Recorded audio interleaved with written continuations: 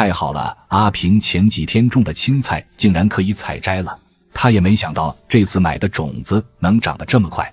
阿平更是摘了好几种不同的青菜出去摆地摊。那么有熟悉的小伙伴认识这几种青菜吗？天刚蒙蒙亮，阿平和乖宝就早早的起床了。起床的第一件事就是赶紧给孩子换尿不湿，小家伙一整晚都没换。阿平心里其实一直惦记着，他一边轻手轻脚地给孩子擦洗，一边自责地嘀咕，真是苦了你这小家伙了。现在家里条件一般，阿平平时也没什么稳定收入，孩子每天都要喝奶粉，还得常备尿不湿，这两样花销就足够让人头疼。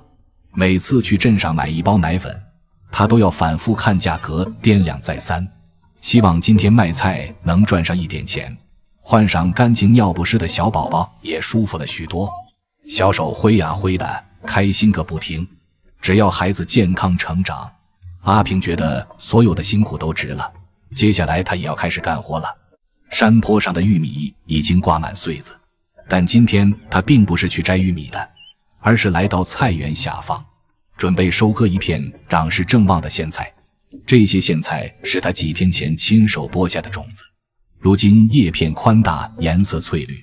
虽然有些菜叶被虫子啃出了小洞，但阿平反而觉得欣慰，这正说明自己的菜没打农药，纯天然，让大家可以放心吃。买过他菜的乡亲们也都知道，他种的菜虽然不漂亮，但却是最实在的。小宝宝今天也格外乖，躺在竹篮里，小腿时不时扑腾几下，似乎在给妈妈加油。阿平先割下一些苋菜后，又转身走到另一片地里，开始收空心菜。空心菜长得极好，一根根的长得嫩绿笔直，叶片油亮。他一边割一边心想，这么多菜一个人肯定吃不完，不如都背去镇上卖掉，换点钱给孩子买奶粉。没多久，阿平又发现旁边那片菜绿油油的野菜也长得不错。他凑近一看，虽然认不出来名字，但这菜倒是挺新鲜的，不知道炒起来啥味道。要是懂的人看见，麻烦告诉小编一下。这野菜阿平也不舍得浪费。太阳渐渐爬上山头，地里的热气也随之蒸腾。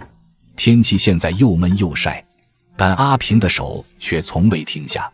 他额头上全是汗，衣服也有些湿了，可他仍埋头干活，一捆又一捆地割着。等他把3种青菜都采够了，抱回那间小草屋，坐在门口的床上歇一会儿。歇息过后，就用竹片把青菜扎成一捆一捆的。阿平没有称，他就凭手感扎成这一大捆，大点的卖2块，小点的卖1块5。他总想着要让人买得实惠，还要让自己不亏。床上传来轻微的呼吸声，小宝宝睡得正香。阿平看着他，犹豫了一会儿，要不要让他再多睡一会，可又想起这天越来越热，要是再耽搁，菜一晒就蔫了，那今天辛苦可就白费了。他轻轻叹了口气，蹲下来，小心翼翼地把宝宝背在胸前，又把那一筐菜稳稳地放在背篓里。收拾妥当后，关好院门，系紧背带，阿平便准备出发了。也希望阿平今天的青菜能大卖。